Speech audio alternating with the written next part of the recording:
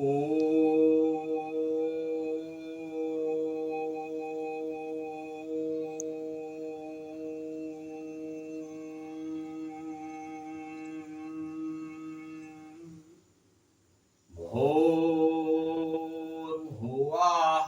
स्वाहा तत्सवितुर्वरेण्यं भर्गो देवस्य धीमहि धियो यो नः प्रचोदयात्। उस प्राण स्वरूप, दुख नाशक, सुख स्वरूप, श्रेष्ठ, तेजस्वी, पाप नाशक, देव स्वरूप परमात्मा को हम अपनी अंतरात्मा में धारण कर रहे हैं। वह परमात्मा हमारी बुद्धि, वाणी तथा कर्मों को कल्याणकारी मार्ग पर प्रेरित करें। परम पूजनीय गोस्वामी तुलसीदास जी द्वारा रचित श्री रामचरितमानस महाकाव्य का ये भाग नंबर 217 आप लोगों के समक्ष प्रस्तुत कर रहा हूं। आप लोग इसका श्रवण करें और श्री रामचंद्र जी के जीवन चरित्र से कुछ सीखें, कुछ अपनाएं, अपने अंदर सकारात्मकता लाएं। जनक की फुलवाड़ी में फूल तोड़ चुकी सीता को सखियों ने कहा कि चलो अब देर हो गई, तो सीता जी घर वापसी जा रही हैं मां के डर से सखियों सहित। लेकिन कभी चिड़ियों को, कभी मृगों को, कहीं किसी को देखने के बहाने बार बार श्री रामचंद्र जी को निहार रही हैं, क्योंकि श्री रामचंद्र जी की छवि उनके अंदर व्याप्त हो गई है। श्री राम जी का, उनका मन श्री राम जी के व्यक्तित्व और सुंदरता पे ही मोहित हो गया है। गोस्वामी तुलसीदास जी लिखते हैं, देखन मिसमृग बिहग तरु फिरई बहोरी बहोरी निरखि निरखि रघुबीर छवि बाढ़ई प्रीति न थोरी। मृग, पक्षी और वृक्षों को देखने के बहाने सीता जी बार बार घूम जाती हैं और श्री राम जी की छवि देख देख कर उनका प्रेम कम नहीं बढ़ रहा है, अर्थात बहुत ही बढ़ता जाता है।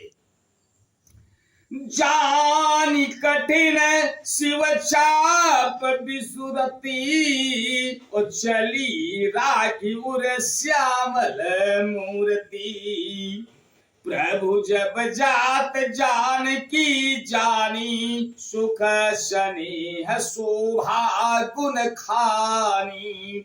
शिव जी के धनुष को कठोर जानकर वे विसूरती मन में विलाप करती हुई हृदय में श्री रामचंद्र जी की श्यामली मूर्ति को रखकर चली। शिव जी के धनुष की कठोरता का स्मरण आने से उन्हें चिंता होती थी कि ये सुकुमार रघुनाथ जी उसे कैसे तोड़ेंगे।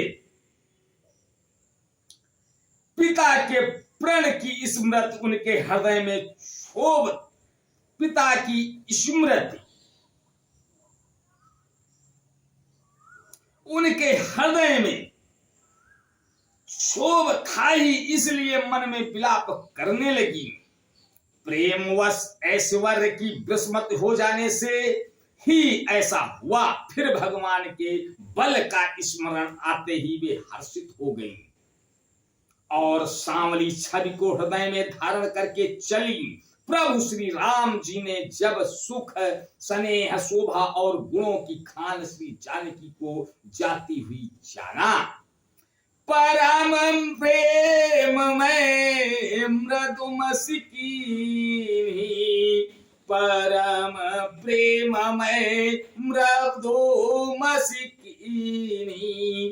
चारु चित भीति लिख लीन्ही, गई भवानी भवन बहोरी, बंधी चरण बोली कर जोरी।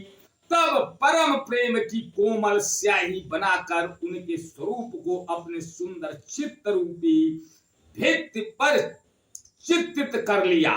सीता जी पुनः भवानी जी के मंदिर में गईं और उनके चरणों की वंदना करके हाथ जोड़कर बोली, जय जय जय गिरी बरराज किशोरी, जय जय जय गिरिवर राज किशोरी, जय महेश मुख चंद चकोरी, जय गज बदन खडानन माता, जगत जननी दामिनी दुति गाता। हे श्रेष्ठ पार्वती, हे श्रेष्ठ पर्वतों के राजा हिमाचल की पुत्री पार्वती, आपकी जय हो, आपकी जय हो। हे महादेव जी के मुख रूपी चंद्रमा की ओर टकटकी लगाकर देखने वाली चकोरी, आपकी जय हो। हे हाथी के मुख वाले गणेश जी और 6 मुख वाले स्वामी कार्तिक जी की माता, हे जगत जननी, हे बिजली की सी कांत युक्त शरीर वाली, आपकी जय हो। नहीं तब आदि मध्य अवसानम, अमित प्रभावो वेदु नहीं जाना, भव भव विभव पराभव कारणी, विश्व विमोहनी स्ववश विहारिणी। आपका न आदि है, न मध्य है और न अंत है। आपके असीम प्रभाव को वेद भी नहीं जानते हैं। आप संसार को उत्पन्न, पालन और नाश करने वाली हैं, विश्व को मोहित करने वाली हैं और स्वतंत्र रूप से विहार करने वाली हैं। पति देवता सुतीयमहु, मातु प्रथम तवरेक, महिमा अमित न सकई कही, सहस सारिदा शेष।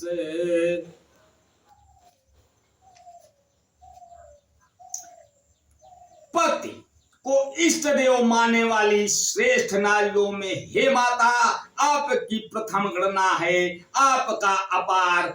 आपकी अपार महिमा को हजारों सरस्वती और शेष जी भी नहीं कह सकते। आज बस यहीं तक, आगे का अगले भाग में। तब तक के लिए जय श्री राम। ओ